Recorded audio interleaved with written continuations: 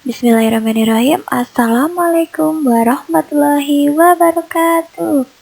Selamat pagi anak-anak kelas 4 semuanya. Bagaimana kabarnya hari ini? Semoga kalian semua dalam lindungan Allah Subhanahu wa taala ya. Amin. Oke anak-anak, pada pertemuan kali ini kita akan membahas untuk materi akidah akhlak, yaitu pelajaran 6 mengenai akhlak tercela dalam kisah Salabah. Anak-anak ada yang pernah tahu atau pernah dengar? Oke, jika belum, kita mulai ya. Tapi sebelum dimulai, seperti biasa kita berdoa terlebih dahulu. Oke, mari kita membaca basmalah bersama-sama dulu ya. Bismillahirrahmanirrahim. Oh ya, jangan lupa untuk di like dan di subscribe ya, supaya Bu Guru sering-sering nih upload video, supaya kalian bisa terbantu dalam proses pembelajaran lewat daring ini.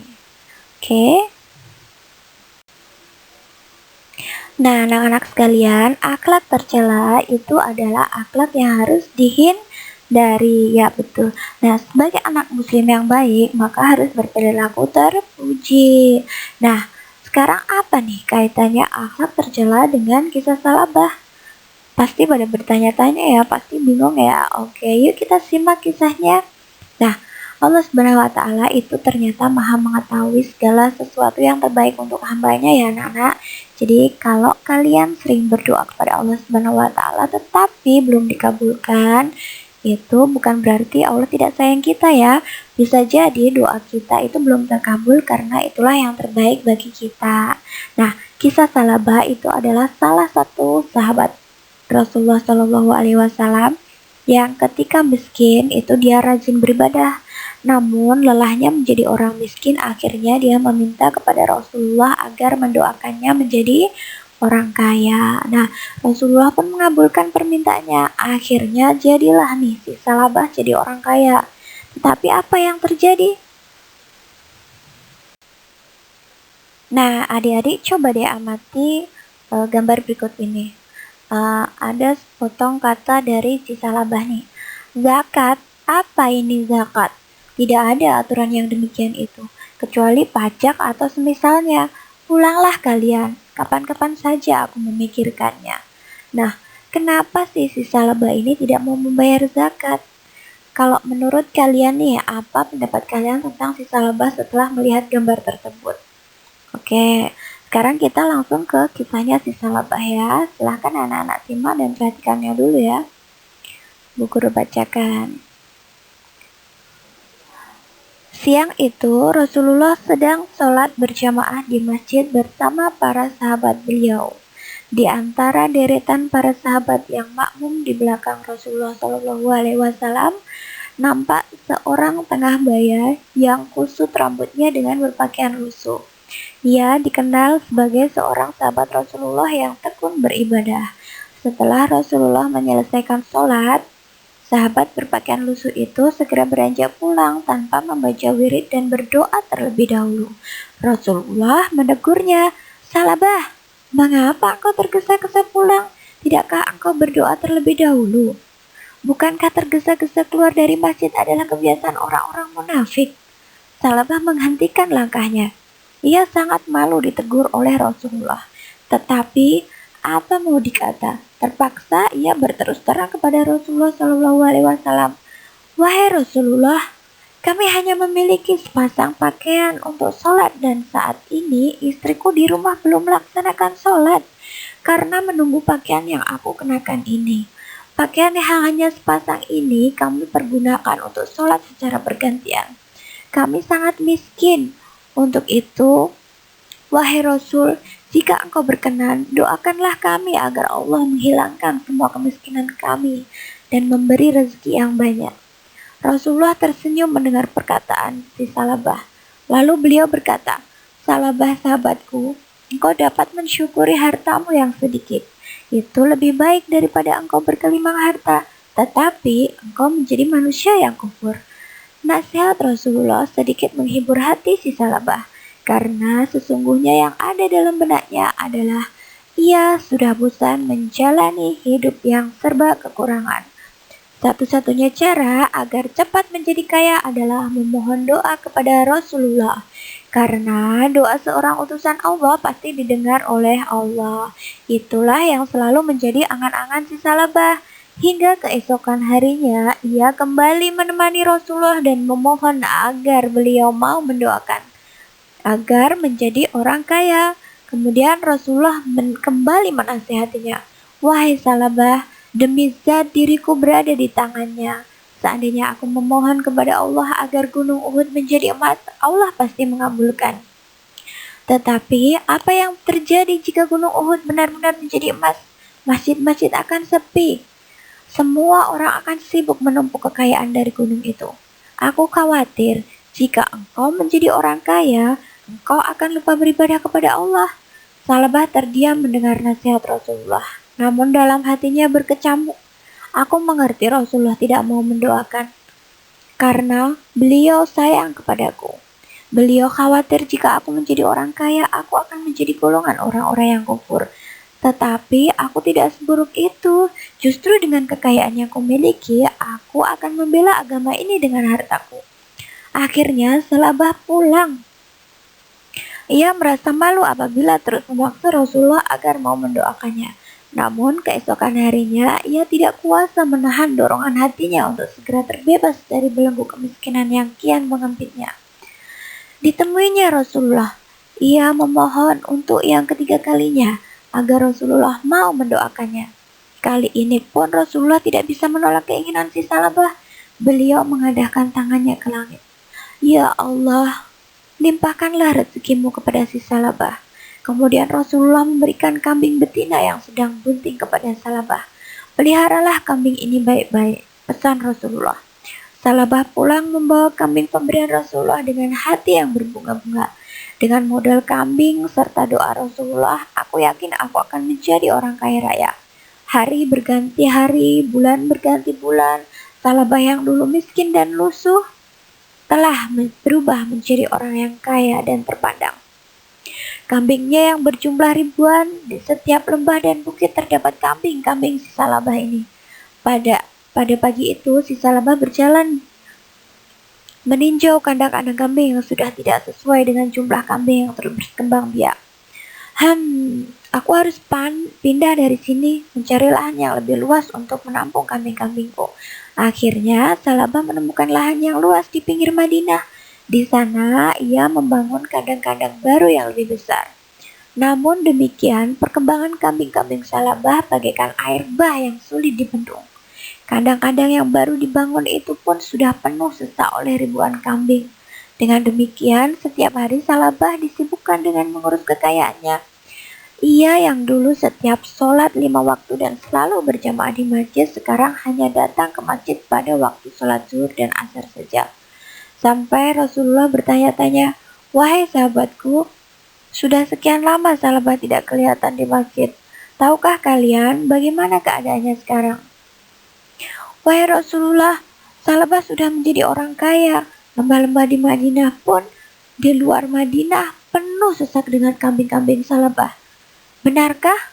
Mengapa ia tidak pernah menyerahkan sedekahnya sedikit pun setelah Allah menurunkan ayat tentang kewajiban zakat?" Kemudian Rasulullah mengutus 2 orang sahabatnya untuk menjadi amil zakat. Seluruh umat Islam di Madinah yang hartanya dipandang sudah nisab zakat didatangi. Tak terkecuali si Salabah pun mendapat giliran. Nah, kedua utusan Rasulullah itu membacakan ayat zakat di hadapan si Salabah. Kemudian setelah dihitung dari seluruh harta kekayaannya, ternyata memang banyak harta si Salabah yang harus diserahkan kepada zakat. Tak disangka Salabah mukanya berubah merah. Ia berang. "Apa-apaan ini? Kalian mengatakan ini zakat, tetapi menurutku ini tidak lebih tepat disebut upeti, pajak. Sejak kapan Rasulullah menarik upeti? Aku bisa rugi. Kalian pulang saja, aku tidak mau menyerahkan hartaku." Kemudian kedua utusan Rasulullah kembali menghadap Rasulullah dan menceritakan semua perbuatan Salabah. Beliau bersedih telah kehilangan seorang sahabat yang dulu tekun beribadah ketika miskin. Namun setelah kaya, ia telah terpengaruh dengan harta kekayaannya. Sungguh celaka Salabah, celakalah ia. Kemudian Allah menurunkan ayat 75 dalam surat At-Taubah tentang ciri-ciri orang munafik. Ayat itu segera menyebar ke seluruh muslim di Madinah, hingga ada salah satu seorang kerabat Salabah yang datang memberitahunya, "Celakalah engkau Salabah, Allah telah menurunkan ayat karena perbuatanmu." Salabah tertegun, ia baru sadar bahwa nafsu angkara murka telah memperbudaknya. Kini ia bergegas menghadap Rasulullah dengan membawa zakat dari seluruh hartanya.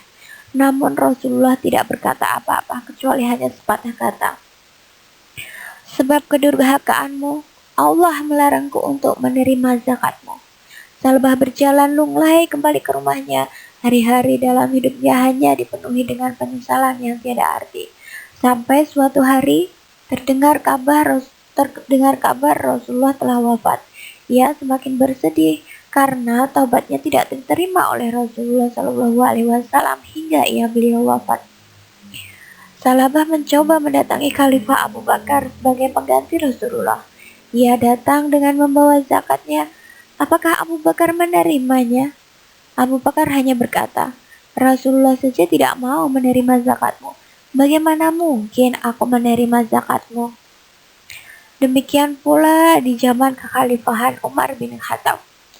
Salabah mencoba menyerahkan zakatnya. Umar pun tidak mau menerima, sebagaimana Rasulullah dan Abu Bakar tidak mau menerima zakatnya.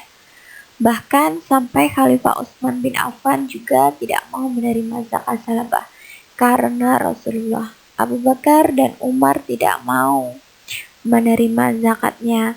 Nah, demikian tadi kisah dari Salabah ya. Allah itu sangat murka kepada orang-orang yang berakhlak tercela. Nah, seperti tergambar dalam Al-Quran surat At-Taubah ayat 75 sampai dengan 78, yang artinya, "Dan di antara mereka ada orang yang telah berikrar kepada Allah, sesungguhnya jika Allah memberikan sebagian karunia-Nya kepada kami, pastilah kami akan bersedekah dan pastilah kami termasuk orang-orang yang saleh. Maka setelah Allah memberikan kepada mereka sebagian dari karunia-Nya, mereka kikir dengan karunia itu dan berpaling. Dan mereka memanglah orang-orang yang selalu membelakangi kebenaran. Maka Allah menimbulkan kemunafikan pada hati mereka sampai kepada waktu yang telah mereka ikrarkan kepadanya, dan juga karena mereka selalu berdusta. Mereka tahu bahwasanya Allah mengetahui rahasia dan bisikan mereka, dan bahwasanya Allah amat mengetahui segala yang gaib." Nah, setelah membaca kisah Salabah, setelah kalian mendengarkan kisah Salabah tadi, bagaimana menurut pendapat kalian tentang pribadi si Salabah? Akhlak tercela apa yang harus dihindari dari kisah si Salabah? Dan hikmah apa yang dapat kalian ambil dari kisah Salabah? Yuk kita cari tahu. Nah, dari kisah tadi ternyata si Salabah itu adalah orang yang melupakan janjinya. Ketika diuji dengan hewan ternak yang banyak, Salabah lupa mengerjakan sholat berjamaah di masjid bersama Rasulullah SAW. Bahkan lupa mengerjakan sholat Jumat karena kesibukannya mengurus hewan ternak. Nah, selain melupakan janjinya, Salabah itu juga enggan membayar zakat ya. Nah, Salabah itu juga termasuk orang yang tidak menaati Allah Subhanahu wa Ta'ala dan Rasulnya. Nah, Salabah juga itu termasuk orang yang tamak, sombong, kemudian kufur nikmat. Nah, setelah hewan ternaknya banyak, waktu yang hanya dipergunakan untuk mengurusi hewannya dan memikirkan bagaimana supaya ternaknya terus bertambah dan bertambah. Nah, sebagai anak yang muslim, kita seharusnya menghindari sifat-sifat yang tercela ya, yang dimiliki oleh si Salabah. Di antaranya dengan cara bagaimana? Dengan cara menjaga mulut dan telinga, mata, tangan, dan hati kita, agar selalu mengingat kebesaran Allah Subhanahu wa Ta'ala. Nah, menyadari bahwa akhlak tercela itu akan menyiksa diri kita sendiri, menyadari bahwa ingkar janji akan mendatangkan laknat dari Allah Subhanahu wa Ta'ala. Nah, berikut ini ada pun hikmah yang dapat kita ambil ya dari kisah-kisah si Salabah tadi. Yang pertama itu adalah selalu beribadah baik ketika sempit maupun lapang ya. Jadi beribadah itu tidak memandang ketika kita harus kaya dulu baru beribadah, tidak ya. Tetapi justru ketika kita sedang di bawah, sedang tidak memiliki apa-apa, sedang diuji oleh Allah, itu justru kita harus mendekatkan diri kepada Allah. Kemudian yang kedua itu selalu syukur nikmat terhadap apa yang dikaruniakan oleh Allah Subhanahu wa taala. Jadi bersyukur itu tidak hanya melalui harta saja ya anak-anak, tetapi ketika kita sehat, ketika kita masih diberikan kesempatan untuk melihat dunia, masih bisa diberikan kesempatan untuk bernafas, itu termasuk dari nikmat yang Allah berikan. Jadi kita harus senantiasa bersyukur. Yang ketiga, menghindari sifat takabur dan kikir. Nah, nggak boleh ya. Kita harus menghindari sifat takabur, tidak boleh. Kemudian yang keempat ada beribadah hanya karena Allah Subhanahu wa taala dan selalu menepati janji serta taat kepada Allah. Nah, kita sebagai umat muslim harus taat beribadah kepada Allah, tidak boleh kepada yang lainnya, karena itu akan berdosa dan menimbulkan murka Allah dari Allah. Kemudian selalu menepati janji. Nah, sebagai seorang muslim ketika kita berjanji itu harus ditepati. Ya. Nah, selanjutnya ada akhlak tercela yang dimiliki si Salabah. Nah, dari kisah tadi ternyata banyak sekali ya akhlak-akhlak tercela yang dimiliki oleh si Salabah ini. Yang pertama ada khianat. Khianat itu adalah sikap mengingkari janji yang telah diucapkan. Jadi berarti dia tidak menepati janji apa yang telah dia ucapkan. Kemudian yang kedua ada kufur nikmat. Kufur nikmat itu adalah sikap mengingkari nikmat yang telah Allah berikan pada jalan yang tidak diridhoi oleh Allah dan enggan mengucapkan alhamdulillah. Jadi ketika dia mendapatkan nikmat dia lupa dengan Allah dan lupa mengucapkan alhamdulillah. Na'udzubillah min dzalik ya. Kemudian yang ketiga ada sifat tamak atau rakus. Tamak atau rakus itu adalah cinta kepada dunia atau harta ya, terlalu berlebihan tanpa memperhatikan hukum haram yang mengakibatkan adanya dosa. Jadi ketika mencintai sesuatu itu tidak boleh berlebihan, baik itu kekayaan, karena harta itu tidak mungkin dibawa mati kecuali amal dan ibadah kita yang bisa diterima dan bisa dibawa mati. Kemudian yang keempat ada sifat sombong nih. Salabah ternyata sombong. Sombong itu adalah sifat membanggakan diri sendiri dan meremehkan orang lain. Itu tidak boleh ya. Contohnya, misalnya kamu pintar nih, ada teman kamu yang tidak lebih pintar dari kamu atau kurang. Kamu tidak boleh sombong ya. Harus tetap berendah hati. Yang kelima ada sifat zolim. Zolim itu adalah menempatkan perkara atau sesuatu tidak pada tempatnya, yang menyebabkan ketidakadilan ya. Dan yang keempat adalah kikir atau bakhil atau biasa disebut pelit ya. Itu adalah sifat yang tidak mau mengeluarkan harta ya, yang wajib dikeluarkan kepada orang yang berhak menerimanya. Ya tadi contohnya si Salabah tidak mau mengeluarkan zakat padahal dia mampu dan orang-orang yang kaya ya. Nah, anak-anak itu tadi sedikit pembahasan ya, semoga bermanfaat ya. Apabila ada salah kata, guru mohon maaf yang sebesar-besarnya. Tetap semangat dalam belajar, tetap di rumah saja jika keluar memakai masker, oke? Nah, sebelum pembelajaran hari ini ditutup, marilah kita membaca Alhamdulillah bersama-sama. Alhamdulillahirabbil alamin. Sekian pelajaran hari ini. Billahi taufik wal hidayah. Wassalamualaikum warahmatullahi wabarakatuh. Mengenai kisah si Salabah. Dan berikut ini ada hikmah yang dapat dipetik dari kisah si Salabah tersebut. Nah, barang siapa yang mengerjakan kebaikan seberat zarah pun, niscaya dia akan melihat balasannya. Dan barang siapa yang mengerjakan kejahatan sebesar zarah pun, niscaya dia akan melihat balasannya pula. Itu terletak dalam surat Al-Ghazala ayat 7 sampai dengan 8 ya. Kemudian yang kedua, jika kamu berbuat baik, berarti kamu berbuat baik bagi dirimu sendiri, dan jika kamu berbuat jahat, maka kejahatanmu itu bagi dirimu sendiri. Itu terdapat dalam surat Al-Isra ayat 7. Nah, jadi apapun yang kita perbuat itu akan terbalik kepada kita sendiri, ya. Nah, demikian itu tadi pembahasan yang dapat Ibu sampaikan. Semoga bermanfaat.